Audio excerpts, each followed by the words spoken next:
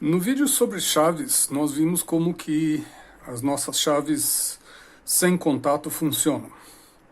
E a ideia do sem contato aqui é que não existe contato entre o terminal de controle e os outros dois terminais do dispositivo. Então, na aula de hoje, o isolante que isola o caminho de condução entre os terminais A e B e o terminal de controle C vai ser representado sempre por uma faixa amarela, e o amarelo é o material isolante que isola o circuito condutor entre A e B do circuito de controle entre o C. E o que se deseja é que quando eu tenho nível lógico 1 no terminal de controle, a resistência entre A e B seja muito baixa, seja praticamente zero, e quando C for zero, eu tenho uma resistência muito alta entre A e B e a chave fica aberta. Eu tenho uma resistência infinita entre A e B e a chave fica aberta. Então esse aqui é um dispositivo idealizado. O dispositivo mais parecido com a realidade, a versão mais concreta do dispositivo é essa daqui. Então, os terminais A e B chamam de fonte e dreno. A resistência fica entre os dois terminais e ela é chamada de canal. E o terminal de controle é chamado de gate. Gate aqui não tem nada a ver com porta lógica. Gate é simplesmente a porta que deixa ou não deixa passar a corrente entre os terminais. Bom, o gate é um material metálico condutor, tem uma camada de isolante entre o gate e um substrato de silício que é semicondutor. De vez em quando ele conduz, de vez em quando ele não conduz. E a gente coloca, eu já explico como a gente coloca material que conduz bastante nos dois terminais. Então o que acontece? Quando o gate é 1, eu encho o terminal do gate de carga positiva, o campo elétrico gerado por essas cargas positivas atrai cargas negativas para perto da superfície, para junto do isolante. Então eu tenho uma concentração grande de cargas negativas aqui encostadas no isolante. E se eu colocar uma diferença de potencial entre o dreno e a fonte, a resistência aqui é pequena por causa dessas cargas e eu tenho circulação de corrente nesse circuito daqui, que é o que se deseja. A chave fica fechada. A resistência é bem pequenininha, portanto é como se os contatos A e B estivessem fechados. Se eu colocar zero no gate, essas cargas saem daqui, o campo elétrico se desfaz, e eu volto a ter uma resistência muito grande aqui entre os terminais fonte e dreno, e portanto é como se a chave estivesse aberta. Se eu tenho o gate igual a zero, eu tenho uma resistência infinita entre esses dois terminais aqui, o equivalente a uma chave aberta.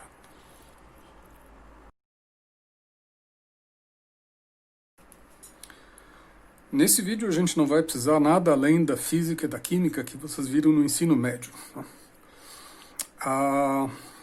Nos interessa a condutividade dos materiais, e a condutividade, ou seu complemento, a resistividade, ela é proporcional à quantidade de energia que eu preciso para remover um elétron da camada de valência.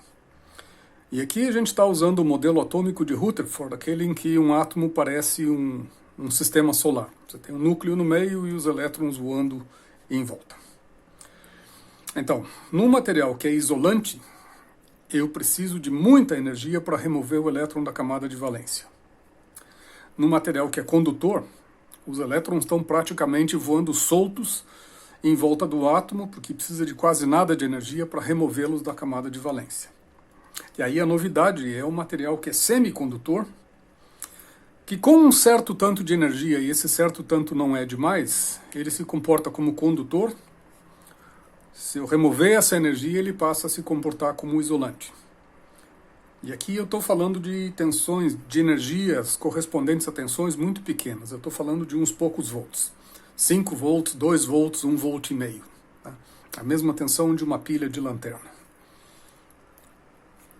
Bom, então, o material semicondutor que a gente vai usar é o silício.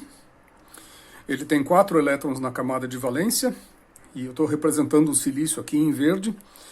Então, num retículo cristalino, um silício em forma de cristal, o que a gente tem é um átomo de silício e os 4 átomos de valência dele grudam com os 4 átomos vizinhos. Então esse material aqui é eletricamente neutro e nessa condição ele é um isolante. Se por outro lado eu dopar aqui no sentido de atleta, né, que toma substâncias ilegais para ficar mais forte. Se eu dopar o silício cristalino que eu tinha antes com um átomo de fósforo, o átomo de fósforo tem 5 elétrons na camada de valência. Se de alguma forma, e eu já mostro como, eu conseguir grudar um átomo de fósforo no meio do retículo cristalino de silício, o que vai acontecer é que eu tenho os átomos de silício ligados 4 a 4, e o átomo de fósforo agora vai ter um elétron bêbado sobrando, que vai ficar circulando pelo material. Então, o átomo de fósforo acrescenta um elétron, e ele é chamado de doador. Tá? E o mais legal é que o fósforo acrescenta um elétron é um portador de carga elétrica negativa. O nosso próximo material pode ser boro ou pode ser arsênio. Ele tem 3 elétrons na camada de valência, então se eu também colocar um átomo de boro no meio de um retículo cristalino de silício, os silícios continuam ligadinhos entre seus vizinhos do jeito certo, e o átomo de boro que está aqui representado em azul, ele tem os 3 elétrons que se ligam aos 3 silícios vizinhos, mas fica um buraco no elétron que está faltando, e esse buraco circula também, porque esse buraco representa uma carga líquida positiva. Então o boro entra no material com uma carga positiva, enquanto que o fósforo entra com uma carga negativa.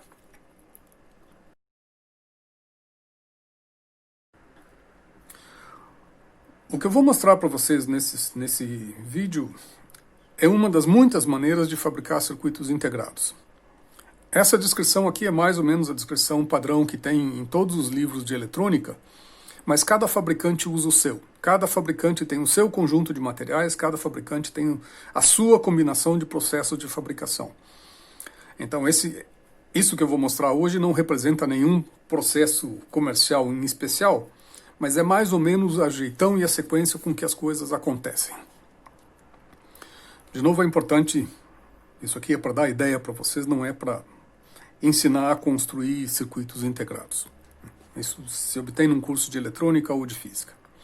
Bom, como que a gente faz então para embutir átomos de fósforo ou de boro num retículo cristalino de silício? Primeiro de tudo, eu preciso do retículo cristalino de silício, que está desenhado em verde, que é um material obtido com um grau de pureza extremo, tem bastante menos do que um átomo que não é silício para cada milhão de átomos de silício no silício puro. O retículo cristalino é muito bem organizadinho e a superfície é extremamente bem polida. Os vendedores do silício dizem que eles conseguem obter menos de um defeito por centímetro quadrado, e o defeito é um buraquinho em que falta um par de átomos ou um calombo em que sobra um par de átomos. E os caras fazem isso em escala industrial. Então o silício vem num disco de 30 centímetros de diâmetro por 1 milímetro de espessura, muito bem polido. Bom, nos lugares em que eu quero colocar o fósforo para dentro do silício, a gente usa uma máscara, e essa máscara é como um negativo de uma fotografia. Nos lugares onde eu quero colocar o fósforo, eu quero embutir o fósforo no silício, a máscara tem buracos, e nos lugares onde eu não quero colocar o fósforo para dentro do silício, a máscara mascara a entrada. Essa máscara é feita de um material plástico, que é como se fosse um filme fotográfico que você cola em cima do disco de silício. Essas coisas aqui têm a dimensão de uns pouco nanômetros. Eu estou falando de fração de angstrom aqui. Ou eu estou falando de angstrom. Bom, então, eu coloco o disco de silício num forno, na temperatura apropriada, eu injeto gás de fósforo nesse forno a uma determinada pressão, a uma determinada temperatura, e deixo o gás, ou deixo os átomos de fósforo migrarem para dentro do silício. Quanto mais quente o gás, quanto maior a pressão do gás, mais fundo os átomos de fósforo entram.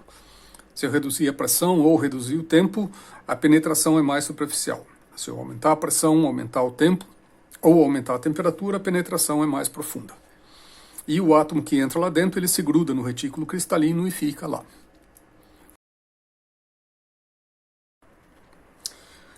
Bom, esse daqui é um transistor do tipo N, completo.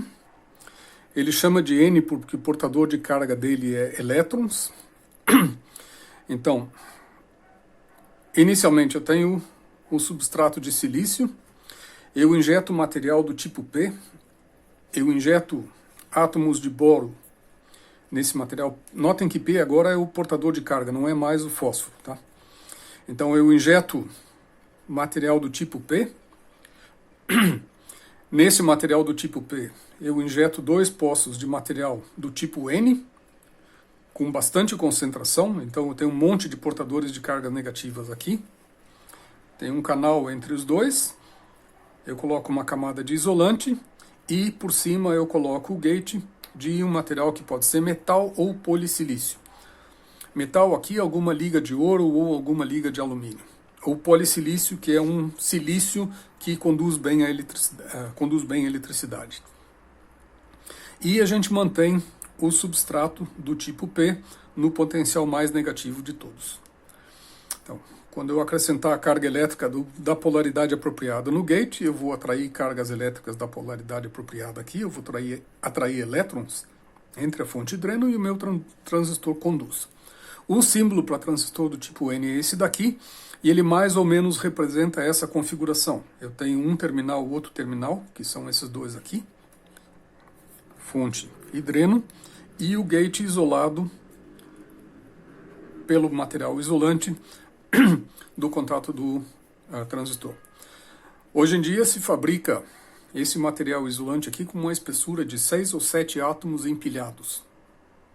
Tá? E se faz isso em escala industrial.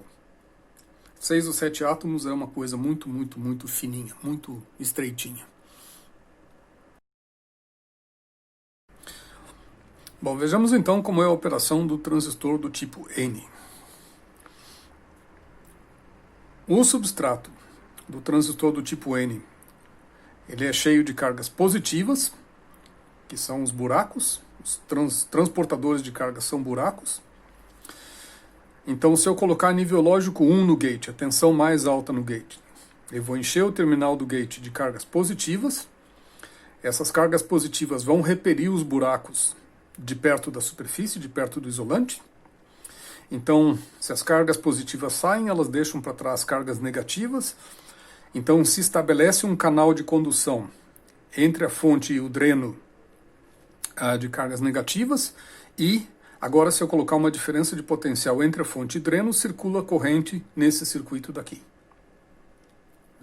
Notem que essa fonte aqui pode ser um outro transistor, uma outra porta lógica. Eu coloquei a fonte aqui só para simplificar o diagrama.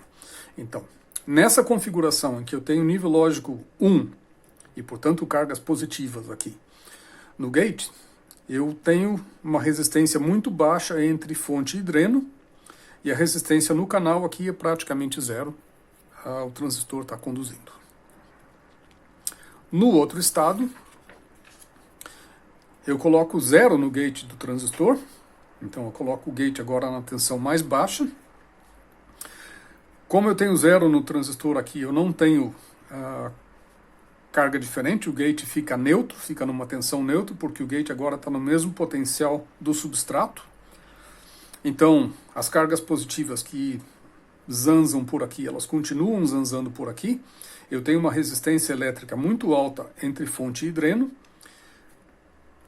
resistência quase infinita. Mesmo que eu aplique uma diferença de potencial entre esses dois terminais aqui, não circula corrente e, portanto, eu tenho uma resistência infinita, eu tenho uma chave aberta nessa configuração. Com gate igual a 1, eu tenho uma resistência muito baixa entre fonte e dreno e passa corrente através do fonte e do dreno.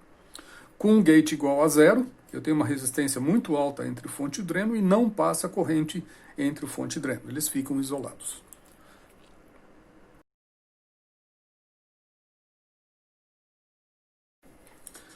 A nossa tecnologia chama CMOS e o C é de complementar. Então, como a gente tem um transmissor do tipo N, a gente tem também um transmissor do tipo P, e no caso do transmissor do tipo P de positivo, porque quem transfere cargas nesse transmissor são os buracos, é a falta de elétrons.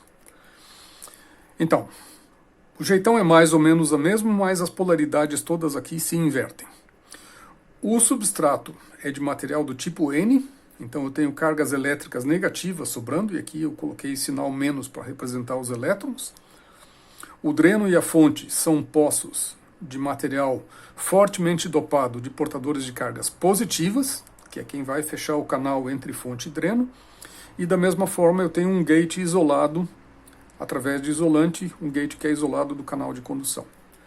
Notem que o substrato fica alimentado na tensão mais alta agora. O símbolo do transistor é esse daqui, e essa bolinha daqui significa uma inversão. Essa inversão quer dizer que o gate força a condução entre fonte e dreno quando ele está no nível lógico 0. Então o gate desse transistor aqui funciona da forma complementary,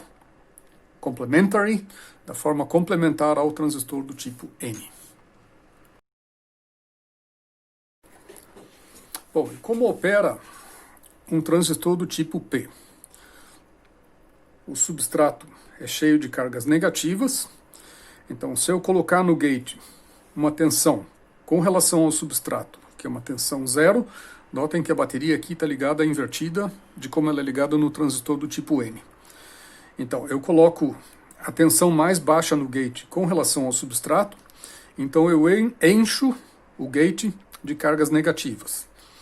Essas cargas negativas do gate afastam as cargas negativas do canal, então no canal fica sobrando carga líquida positiva. Se eu colocar uma diferença de potencial entre fonte e dreno agora, circula a corrente através do canal e os portadores de carga agora são os buracos. Ok? Circula a corrente aqui entre a fonte e o dreno e eu tenho uma resistência próxima de 0.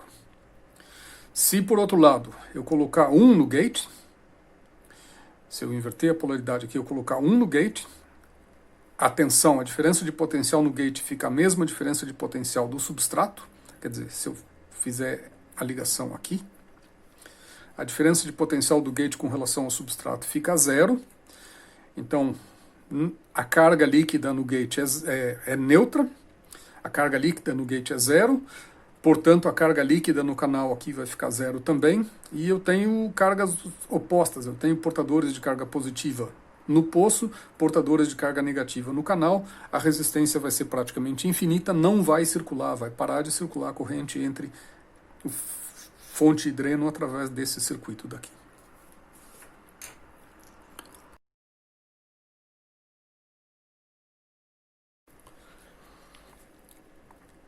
Esse aqui é o circuito de como a gente normalmente desenha um inversor. Eu tenho um transistor do tipo P ligado na fonte de alimentação, na tensão mais alta. Eu tenho um transistor do tipo N ligado na terra. Os gates dos dois transistores estão ligados juntos. E a saída vem do dreno de carga dos dois transistores. Notem que do ponto de vista do comportamento elétrico, fonte e dreno são rigorosamente simétricas. Tá? Fonte, numa hora pode ser fonte, na outra hora pode ser dreno, depende das tensões relativas entre os dois terminais. Então, eu tenho os dois gates ligados juntos na entrada, eu tenho os dois drenos de carga ligados juntos na saída, fonte de carga negativa, fonte de carga positiva. Bom, essas cores aqui são as mesmas que eu vou usar agora no diagrama que mostra um inversor completo com uma conjunção de um transistor do tipo N construído do ladinho de um transistor do tipo P. Então, essa metade de cá é o transistor do tipo N, como a gente já viu antes. Essa metade de cá é o transistor do tipo P, como a gente já viu antes. Então, de uma forma bem esquemática, primeiro de tudo, o primeiro passo, eu preciso transformar todo o silício em material do tipo N. Então, eu faço uma difusão de fósforo em todo o disco. Depois eu crio uma máscara e faço uma difusão de boro, de material do tipo P, nesse poço daqui. Notem que esse é um poço grande e profundo. Depois, aí depende do processo de fabricação, eu posso fazer outra máscara para fazer a difusão, uma dopagem bem forte de material N nesses dois poços aqui para construir o transistor do tipo N. Antes ou depois eu faço também uma difusão bem forte de material do tipo P para produzir portadores de cargas positivos nesses dois poços aqui para construir o transistor do tipo P. Essa parte toda feita, eu faço uma deposição de isolante, onde vai ser os gates dos transistores. Depois de isso feito, eu faço uma deposição de polissilício nos gates, que é esse material mostrado em verde aqui. E tem a ligação em polissilício mesmo, não só dos gates, mas eu tenho a ligação entre os dois gates para fazer o fio de entrada do inversor. Depois eu deposito uma camada de metal, aqui mostrado em laranjado. Eu estou olhando de lado. Eu deposito uma camada de metal para interligar os dois drenos e fazer o fio de saída do inversor. Depois mais uma camada de material metálico, em laranja também, para ligar o fonte de carga positiva. Depois mais uma camada de material metálico também para ligar o fonte de cargas negativas. Não fica muito claro para ver aqui, mas eu tenho pelo menos 4 camadas de metal. Eu tenho essa camada do polissilício, depois eu tenho a primeira camada de metal, depois eu tenho a segunda camada de metal e depois eu tenho a terceira camada de metal. Num processo de fabricação moderno, é comum se usar de 4 a 6 camadas de metal. Cada vez que eu preciso fundir uma camada de metal, eu tenho que cavocar um buraco no silício, em todas as outras coisas que eu fiz antes, depositar o metal dentro desse buraco, e depois depositar o metal para cima, onde ele vai caminhar por cima das outras coisas. Notem que essa é a maneira de eu conseguir construir circuitos 3D numa superfície 2D. O disco de silício é uma superfície 2D. Para fazer as interligações que transformam esse circuito em 3D, eu preciso usar metal que pula por cima, uns pedaços pulando por cima dos outros. Bom, essa daqui é vista lateral, essa daqui é vista superior desse mesmo circuito. Então, onde eu tenho o poço P do transistor N, eu tenho esse quadrado azul que corresponde ao poço P.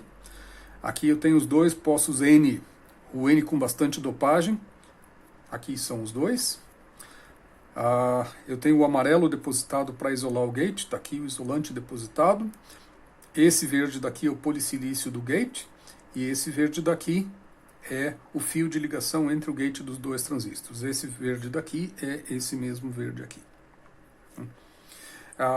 Aqui eu tenho os dois poços de dopagem P forte para fazer o transistor P.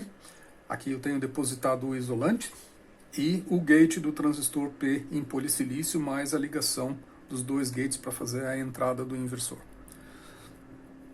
Essencialmente, o inversor é isso daqui.